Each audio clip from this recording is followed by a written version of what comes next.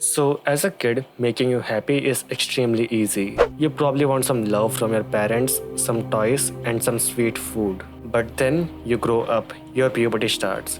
Your hormones kick in, and you start caring about what other people think of you. You start seeking validation from other people. And then you go on Instagram. You see some influencers having a lot of money, a huge house, an iPhone, some expensive cars. They look so good, they have an amazing physique, and people in the comments are basically worshipping them. Their life seems perfect, and you see hundreds of such influencers. There is a small desire in you to want these things. But it doesn't stop there. Your parents want you to be something. Maybe a doctor, an engineer, maybe a pilot or something. Growing up, they project their desires onto you. They manipulate you to want these things, and you work hard in your school. You want to go to a good college, you want to have some good marks, and it still does not stop there. In real life, you don't think about push people. The only people you think about are your close friends or some popular people from your school. You see these popular people getting a lot of attention, and a part of you does not want that because you know that you cannot handle a lot of attention. You are not used to it. But a part of you wants that.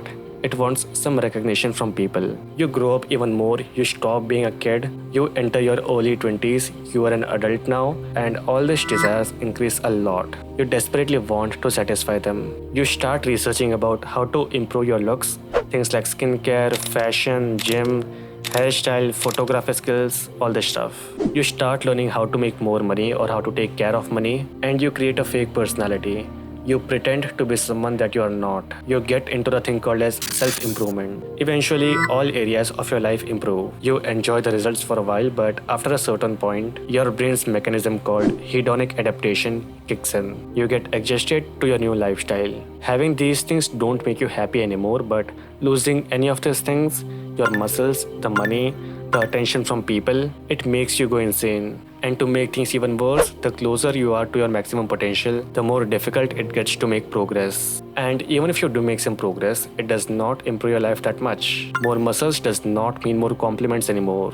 Making more money does not improve your life that much. But your brain does not understand that because so far, more efforts equals more results. So you keep putting more and more effort, and at some point you get so addicted to the progress that your sense of self-worth comes from this progress. The attention you are getting from people, both online and in real life. The way you look, your iPhone, your value comes from these things. All your desires, all the things you achieved so far, they are your value now. Ask yourself this question: are these desires really a bad thing? If I put a button in front of you right now, after pressing this button, you will have absolutely no desire for anything. You will stop feeling the attraction towards opposite gender. You will have zero motivation for money. You can do something extremely stupid, and how people react doesn't even bother you. Would you want that? Probably not, because desires can cause suffering, but having no desires at all can make your life meaningless. And so you might think the best case scenario is staying somewhere in between. But there is something even better than that. And that is having the benefits of both the extremes. Having absolutely zero expectations for anything and being extremely grateful for anything nice that happens to you. There is this concept of love without attachment. It says that you are supposed to love people but have no expectations from them. Assume that they are not going to be there for you for anything. Assume that all people are selfish and they will do what benefits them. You should not be disappointed when that happens, and you should still love them. It sounds like a very depressing way to live, but ironically, thinking like this can make you realize people are generally very good because you have no expectations from anyone, but some people are still going to be there for you. Instead of the opposite, where you expect people to be there for you, but sometimes they are not, and you are disappointed. The same thing applies to all of your desires. Do your best, try to enjoy the journey.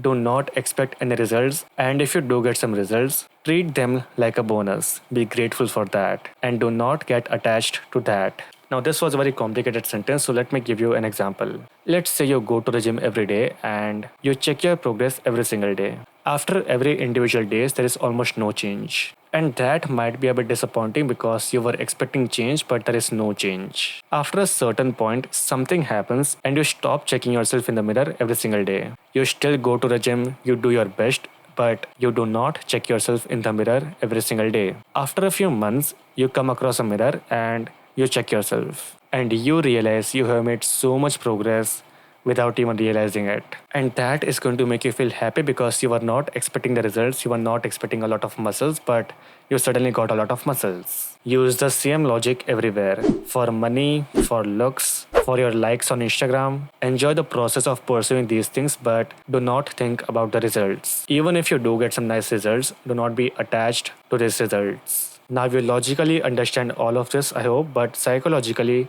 your brain does not understand this. It is still going to behave in the same way. So, to stop that, manually force yourself to stop checking the results. Stop checking yourself in the mirror every single day. Stop checking your likes on Instagram. Stop checking your bank balance and everything else. Do these things only when necessary. You will keep getting urges for all of these things, but do not fall for that. Remind yourself again and again that your self worth does not come from these things.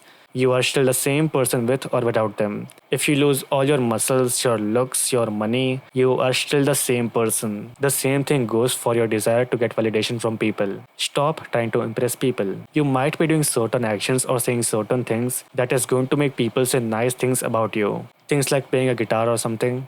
If you enjoy doing those things by yourself anyway, that is a different thing. But if you are doing this to impress people, don't do it. One more thing that you can do, which is quite scary because it is so boring, is meditation. Scientific research shows that when you meditate, your brain changes in a way that you feel less desire for other people. You also feel less desire for materialistic stuff. You feel less lonely and you feel content, satisfaction in what you are. Now, when I say meditation, some people are going to think that you are supposed to sit at some place and close your eyes and start focusing on your breath or something, which is one way to meditate but not the only way. There are a few more fun ways to meditate that I have covered in these videos. One more thing that you can do to have less desire for other people is having a lot of friends. So, a lot of people think that you should have less friends which are close to you. But something even better than that is having a lot of friends, some of which are close to you, some of which are not, but they are going to be there for you. It sounds so cool to say that the world has betrayed me and now I don't trust anyone. I don't want friends, or maybe very few friends. But most people in real life are generally nice. There are some toxic people, but dealing with them is pretty easy. Now, if you want to learn how to stop giving a fuck what other people think, you can check out this video. I also do coaching calls and the link for that is in the description. Thank you so much for watching and goodbye.